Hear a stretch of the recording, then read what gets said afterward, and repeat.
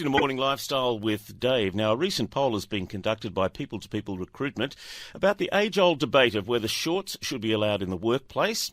The test has been done. The results are in, and we're going to find out exactly what those results are. Catherine Kennedy from the people2people Recruitment group is the general manager, and she's joining us. Welcome along.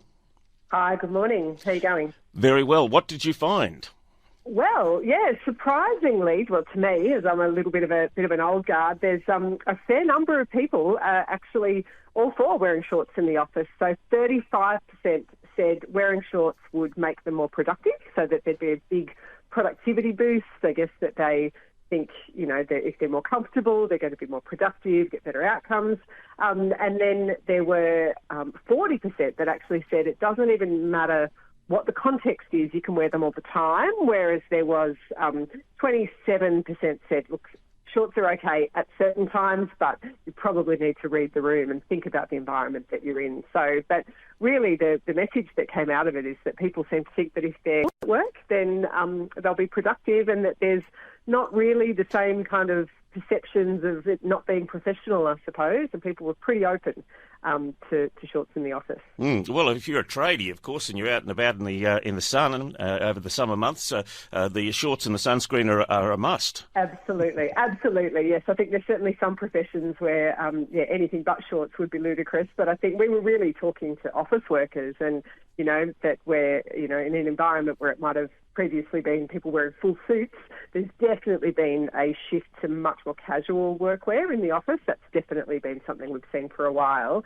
I have to admit, I haven't seen a whole bunch of people literally wearing shorts in offices as yet, but who knows what might come over the next few years. I think it does depend a bit on the industry as well. Some industries are a bit more creative, maybe a little bit more casual and relaxed, versus I wouldn't imagine that shorts are going to be adopted in the top-tier law firms soon, but if you're running an advertising agency, probably. I can assure you, if you're a newsreader in the old days, shorts were always worn underneath the desk while you were reading the news, and in the radio studio, it doesn't really matter what you're wearing, whether it's shorts, long trousers or not, no one sees you anyway. No, indeed. Although I was listening to, it was podcast, not radio, but I was listening to a podcaster the other day saying that because sometimes it gets filmed now, that they actually do have to make sure that they're dressed appropriately, which they were lamenting, because they said, some time ago you just turn up in whatever you're comfy in, and no, it's only your voice. But it seems like cameras are making their way in a bit. Yes, probably it is not ideal. It is the ever-changing world, and of course a lot of people like to present nowadays standing up. I've never kind of got into that, but that's another story. So if we're in a workplace, say for example a lawyer's workplace or one of those professions, how do we go about convincing the boss that it's a good idea on a very hot day to wear the shorts?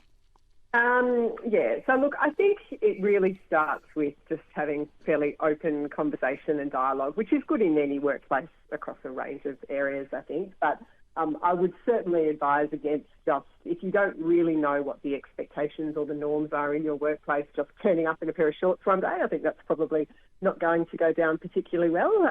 But if you think that there is a benefit or a reason, or there's no negative impact, so, perhaps you're in a role where you really don't actually see anybody physically, there's no interaction with a customer or a client, you make that case to the business. I think the other side of that for employers is if you do have quite specific expectations around dress codes, as with a whole range of other things, just make sure that that's really clear for people. So, I know a lot of businesses have just a broad, it doesn't say specifically you must wear X unless it's a uniform, of course, but just if there are particular expectations. And one of the things that people adapt, which I think is quite effective, is to, there's a phrase of dress for your market or dress for your day. So if you, maybe a little bit of a test could be, if you are in the office and there's a visitor that was to come into the office, if you sort of thought twice about, not sure if I'm dressed appropriately, I'm not sure if I should go and greet them, if you feel any discomfort there,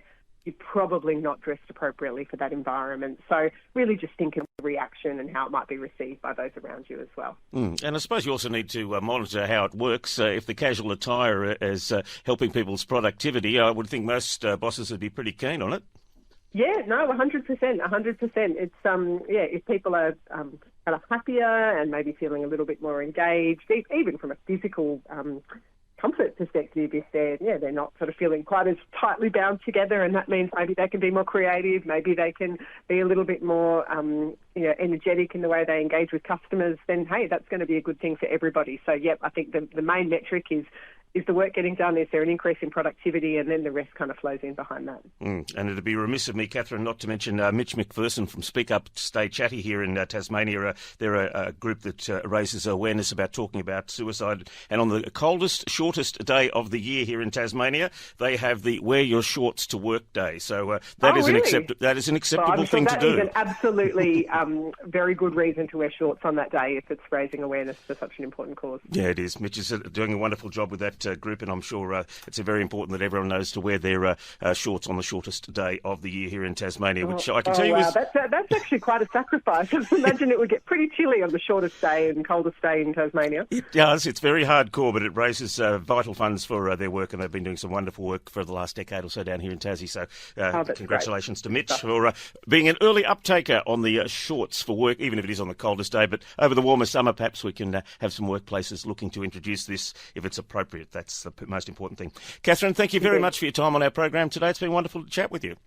Pleasure. Nice to talk to you. Thanks so much. Bye-bye.